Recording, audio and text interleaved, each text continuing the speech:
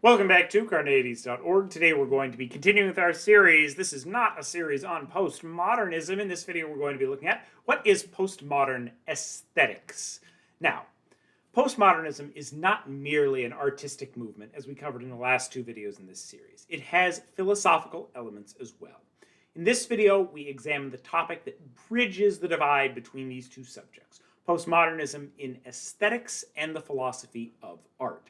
This is also the midway point in our series on postmodernism, representing a shift from the previous videos, which have focused more on the aesthetic side of postmodernism, postmodernism as a movement in art, and we're now going to be focusing more on postmodernism as a philosophical position and the views around it. And this video kind of combines both of them because aesthetics is the philosophy of art itself. So, as with other subjects, we can best understand postmodern philosophy of art by looking at modernist claims about the philosophy of art. Instead of a general set of characteristics, this is a philosophy, and therefore it has a specific philosophical position that it holds. In this video, we're going to look at four modernist positions, that are most commonly attacked by a range of philosophers. Specifically, we're going to be looking at those covered by Rosalind Krauss in her work, The Originality of the Avant-Garde and Other Modernist Myths. Now, the first modernist claim is that art is objective. By this claim, there is a right and a wrong way to make art. Good art is something that is objective, that you can objectively judge, and therefore there's a right and a wrong way to make art. Critics that judge art do so from an objective rule book, in the way one might grade a math problem. Art is universal in this way. Someone from any culture would recognize a piece of art that is beautiful, and the standards by which art is judged are universal and not dependent on any particular culture. If someone doesn't recognize a good piece of art, it's because they're not sufficiently educated, remembering that modernism is much more focused on high art than popular art. And so it's up to those experts to be the gatekeepers of what good and bad art is. And if you like something that is bad art, you are objectively wrong. The second tenet of modernism is the claim that the meaning of a piece of art is defined by the artist alone. This is the claim that neither the context, the culture, the artistic paradigm, nor the opinions of the audience matter when it comes to the true meaning of a piece of art. The piece of art means exactly what the artist means it to mean, or intends it to mean, nothing more, nothing less. The third claim of modernism is about the ability of art to represent reality. According to modernists, art can objectively succeed or fail to represent reality.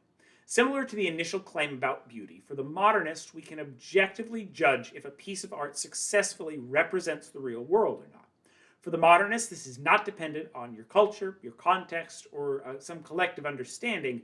Rather, there is an objective fact that anyone could recognize if they had sufficient education to recognize it. And finally, modernists about philosophy of art claim that modernist artists, like the avant-garde movement, are doing something new with art and making progress in art towards better and more improved art. For the modernists, this art was completely disconnected from previous forms of art, classical art. That modern art was a new thing, the avant-garde was a new thing that was discovering something new, completely unrelated to previous ideas of art. This ties into the meta-narrative of modernism that we are making objective progress. Now, these claims can be persuasive and are common claims that are held by many people about art. You think art is a picture of something. If I have a painting, it's a painting of something, and I can judge whether or not it represents that something. We think that there are experts, art critics, who are right and wrong about whether something is good or bad art, whether it's beautiful or not. And we define those things based on what those critics think they are. That there is an objective meaning. There is a moral of a piece of art or a narrative or a story, and that meaning is whatever the artist meant it to be. There's some objective fact about the meaning. All of these things are very intuitive claims, but the postmodernists, various postmodernists, are going to deny them. So various postmodernists object to each and every one of these claims, though some focus more on certain claims than others. For the postmodernist, art is subjective and culturally situated. The meaning of art depends on the impact it has on its audience. For the postmodernists, the artist does not have a special privilege in defining the meaning of their work. There's not some objective meaning out there. What art represents is determined by the people and the context it is observed in. It doesn't have an objective referent. For the postmodernists, the avant-garde was not doing something completely new and separate from previous works, but rather something based in their own culture and context that they attempted to disguise and wrap up in the story of logic and objective art that was false, that was a fake meta-narrative they were telling. So, what we'll do next is we'll look at several of the arguments that the postmodernists have to defend their case against these comparatively intuitive and common notions. So, these are some bold and controversial claims, but the postmodernists have some strong arguments to defend them. Before looking at the claims individually, it's important to note that they are in some way mutually reinforcing. If art fails to have an objective referent, then it's harder to claim that it can be objectively judged to be about something or be objectively beautiful. If art doesn't actually refer to something in the world, how can we say that it's objectively about that thing or it objectively matches some standards of beauty? If the meaning of art is dependent on its context, then something that's beautiful in one context may be ugly in another. Something that accurately represents reality in one context might inaccurately represent reality in another. If there's no objective beauty, then that art is striving towards, then the claim that the avant-garde was making progress towards the perfect art or tapping into something beyond a given cultural moment seems deeply flawed. It does not mean that all postmodernists about aesthetics necessarily hold all of these claims, or that the claims necessarily entail each other, or that there's not ways you can get in between them and take kind of a hybrid modern-postmodern view.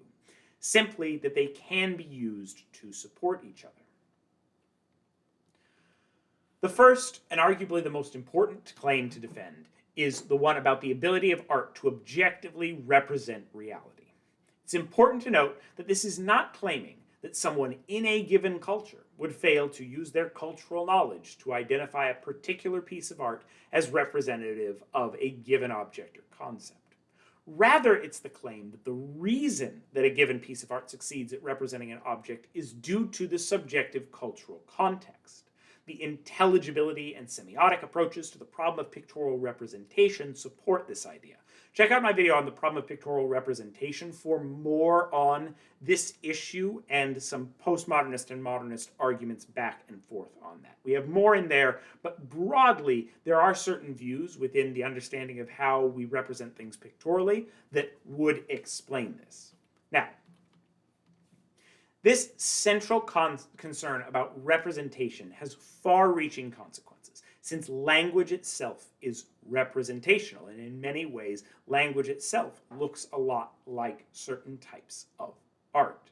And this is one of the reasons that this claim is a bridge in between kind of these aesthetic movements and the philosophical consequences of postmodernism. Wittgenstein's language games plays a role here. For Wittgenstein, words do not have objective meaning outside of their shared use. If our use of a word changed, so would its meaning. Similarly, if the conventions that we use to represent three-dimensional space on a two-dimensional canvas, by the conventions of whether that's shadow or color or light, changed, so would the meaning of a given image. In one culture, a particular palette of colors, an object, or a symbol might be associated with a particular emotion, a story, an object, a time period, a religion.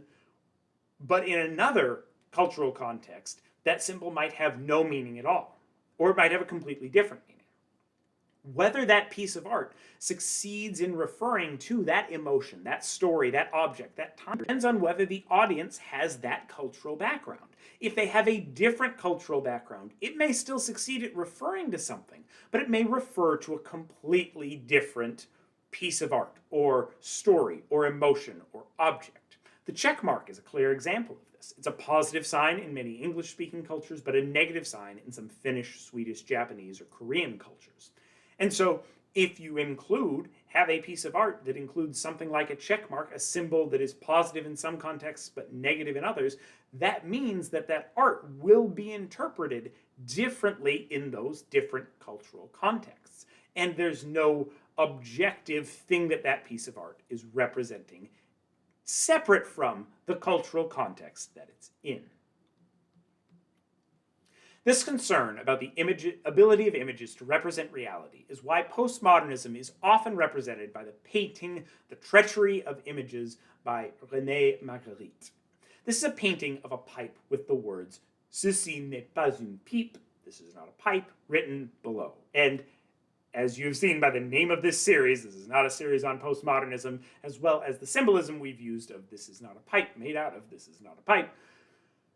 This is something that is deeply associated with postmodernism, as well as the problems of representation. There is dispute as to Magritte's actual meaning of the painting, but many have taken it as a symbol of postmodernism because it speaks to this deep idea. The argument is that one meaning of this piece is that on its own, a painting does not succeed in referencing a particular object. It requires a cultural context, an audience that has a shared language game or set of rules of how to interpret the image which gives it that meaning. The painting is not a pipe. The painting is merely a painting that in a particular context, cultural context, would be interpreted as being a pipe. One might claim that all representations are in this way hyper-real simulacra, which fail to truly represent the object they depict outside of a cultural context, but rather represent our idealized version of that object, which may or may not be completely departed from the reality of that object, because the reality of the object is not dependent on the cultural context, whereas the image representation, the artistic representation of that object, that emotion, that idea, whether it succeeds at referring to a particular object, is dependent on our cultural context. And therefore, it's not a pipe, it's merely a representation of a pipe. Though there are many different interpretations of Magritte's painting, this is a common one and one of the reasons that it's strongly connected with postmodernism. So, this flows nicely, given that there are multiple interpretations of Magritte's painting, into the next concern raised by postmodernism, that the artist does not have privilege of place in determining what a work means. If an author intends a work to be taken one way, but it is universally received another way, the modernist claims that everyone other than the artist is objectively wrong about the correct interpretation of that piece of art. The postmodernist, on the other hand, doesn't claim that the universal interpretation is the correct one. Rather, they claim that there's no objective right or wrong way to receive a piece of art. You simply can receive it in alignment with a particular cultural paradigm. Or cultural meta-narrative, depending on the language you're using. You might say that within this cultural paradigm, there is one correct interpretation of this piece of art. But outside of that cultural paradigm, you might say that in one culture it looks like something beautiful, and in another culture it looks something ugly. Humor is a great example of this. Jokes famously fail to cross many cultural lines, and so something that is funny in one place may not be considered funny somewhere else. Is there an objective truth about whether that joke is funny or not? The postmodernist would say, no, clearly not. You can say that the joke might be funny in this context but not funny in the other one, but you can't say objectively that that joke is funny or not. It seems ludicrous to assume the modernist position that simply because the artist intended something to be taken as a joke, the artist intended something to be funny, that someone else is objectively wrong to not laugh at it, to not find it funny, no matter how much the leagues of failed stand-up comedians might want us to think so, might want us to think that if a joke was meant to be a joke, you are objectively wrong if you don't laugh at it. One example of this is Robert Frost's famous poem, The Road Not Taken. Many audiences take this poem as an entreaty to individualism, that taking the path that fewer have traveled is harder, but makes a difference in the end. The iconic final lines, quote, "I took the one less traveled by, and that has made all the difference," have spawned books about individualism and fighting against conformity. However, ironically, this was not Frost's intended meaning of the poem. For Frost, the poem is a lampoon of indecisive people who place too much stock in which choice they make. It was meant as a satire of the very thing it's often interpreted to mean. This is clearly a problem of reinscription. Check out the earlier video in this series on the problem of reinscription if you don't know what that means. So, for the modernist, there's a right and wrong about the correct way to interpret the poem. And most people are objectively wrong because they disagree with the author. They disagree with Frost. For the postmodernists, on the other hand, there is no objectively right or wrong way to interpret the poem. Some people will interpret it as a satire, while others will interpret it honestly. Another way to think of it is that for the modernists, even if Frost's initial intentions were lost, and everyone claimed that the poem was about individualism, they would still be wrong because those weren't Frost's intentions, despite there being no way to prove them wrong. So, the modernist is committed to the idea that the author's intentions of a work define its meaning, whereas the postmodernist says that we don't know if there's a meaning. You can have a meaning perhaps in a given cultural context, but there's no objective meaning that a given poem has. And so someone's not wrong for interpreting The Road Not Taken as a poem about individualism. Another example of this issue is the controversy surrounding Andres Serrano's famous 1987 photograph, Immersion, Piss Christ. This photograph depicts a small crucifix submerged in a container of the artist's urine. Serrano, a devout Catholic, claimed that the work was a real representation of the suffering that Christ endured on the cross, with blood, urine, and feces coming out of him. The piece received a varied reception by the public. Some Christians took the image as inspiring, others as a depiction of how Christ's words were perverted by the modern church. However, the majority took the art as blasphemous, demanding that Serrano's funding be cut immediately, making a strong case that quote-unquote cancel culture is as much a far-right religious phenomenon as anything else.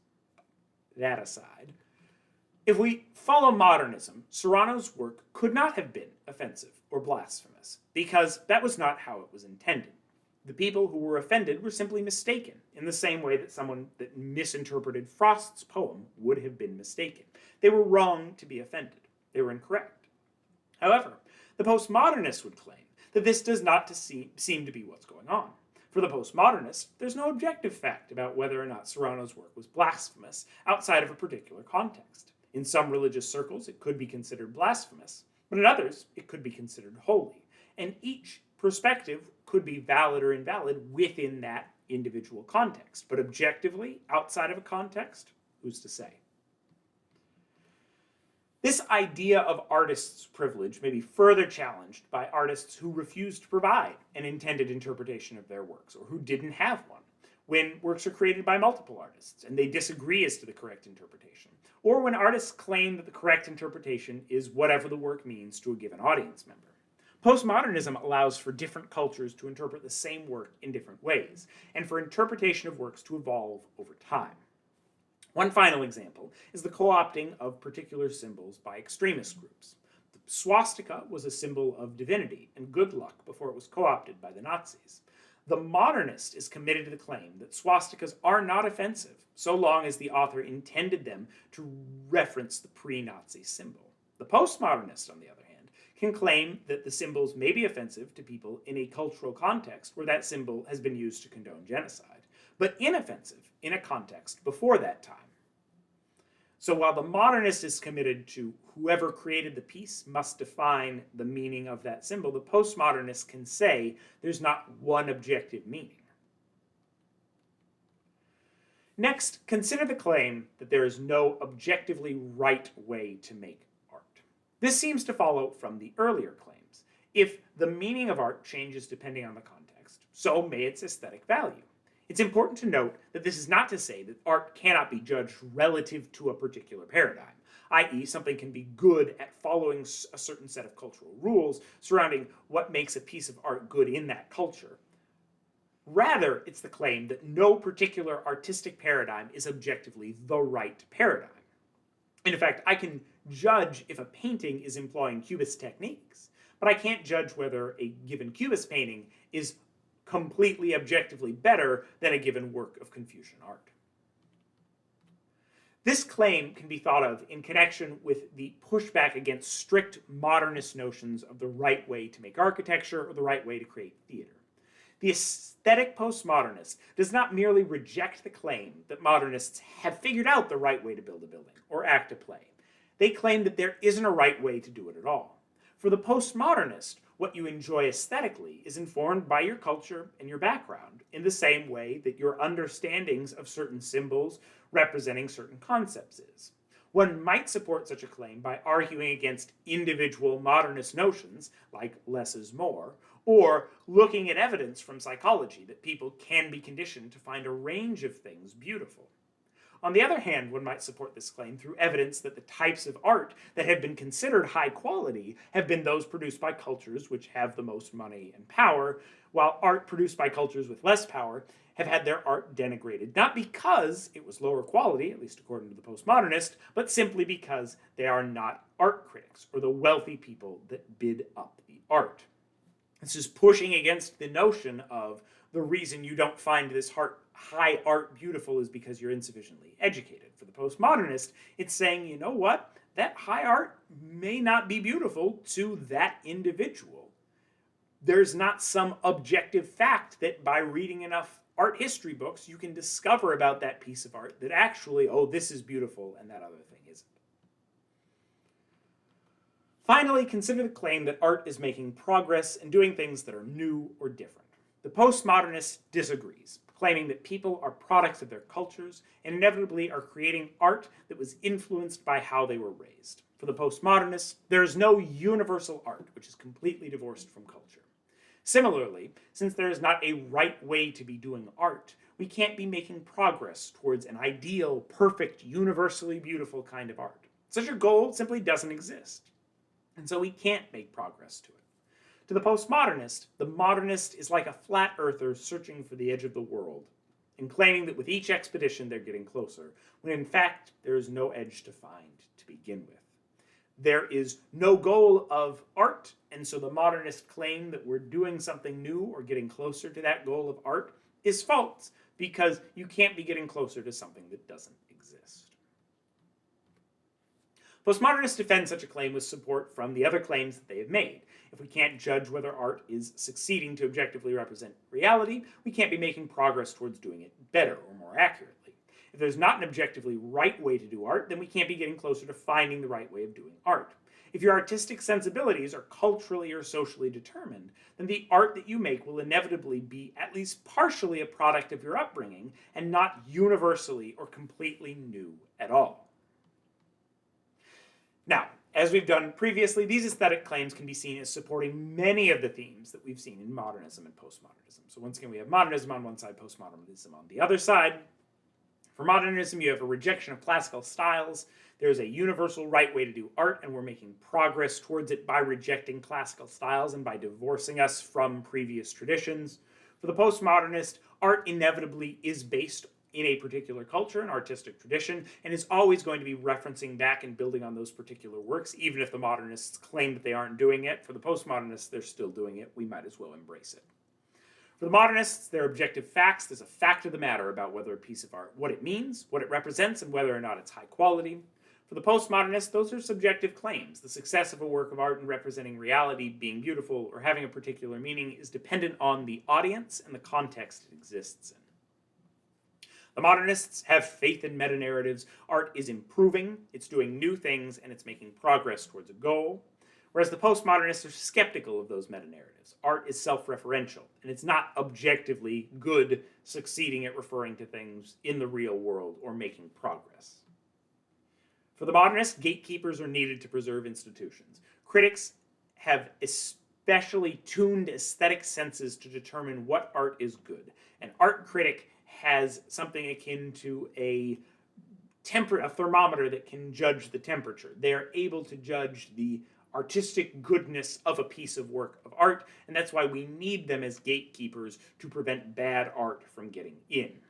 Whereas for the postmodernists, gatekeepers serve to preserve existing power structures. Critics base judgments on their subjective preferences, not based on some completely objective measure, and they're only supporting art from their own cultures or that match their own cultural experiences.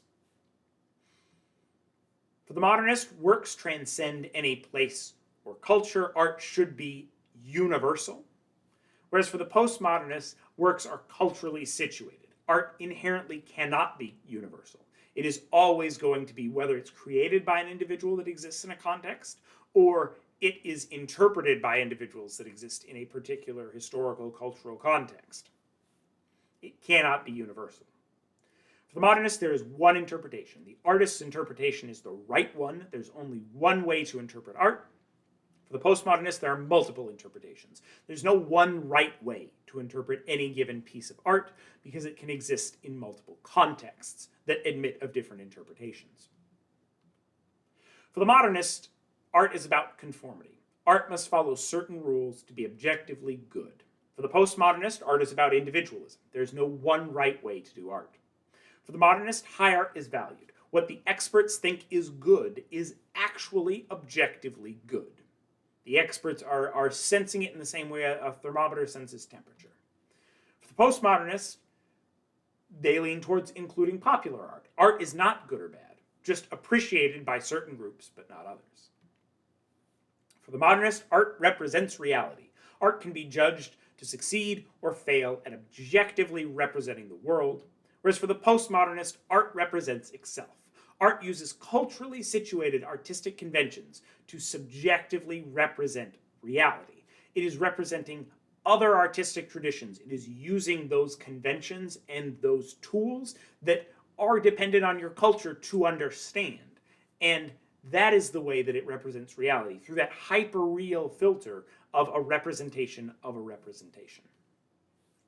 For the modernist, art is about simplicity. There's one right way to do art, by simplifying and removing the excess. For the postmodernist, art is about complexity. There are many right ways to do art, which may be simple or complex. For the modernist, art is about original ideas. The avant-garde movement was coming up with new and completely original ideas that were making progress towards a final goal of art. Whereas for the postmodernists, art is about pastiche and parody. All art is based on the art that comes before and references that art, whether it's intentionally or not. Whew! What do you think? Can art objectively represent reality? Is there an objective meaning to a particular piece of art? As a skeptic, I don't know who's right. I don't know if the postmodernist is right or the modernist is right. I think there's drawbacks to both positions. Is there one right way to make art? Are we making progress in art, coming up with objectively new, better, and more universal ideas? As I mentioned, you might be a modernist about some of these claims, but a postmodernist about others. You might think we're making progress, but that there's no objective meaning. You'd have to defend that claim, but you might have that view. So please, offer your thoughts in the comments below. I think this is a fascinating set of questions and clearly two very distinct views about reality and the way art should be done. So give me your thoughts on all these questions in the comments below. Go ahead and, if you like this video, subscribe, hit the notification bell. This is the halfway point of a big, long series, 14 video series we're doing over these months on postmodernism, both the aesthetic side and the artistic movements, but also the philosophical side, which is what we're going to be transitioning over into soon. So if you're interested in these kinds of videos, please, please, please hit subscribe, hit the notification bell so that you know when they come up, or at least you're aware when they come up. I don't know if you can know anything because I'm a skeptic. And with that, watch this video and more here at Carneades.org and stay skeptical, everybody.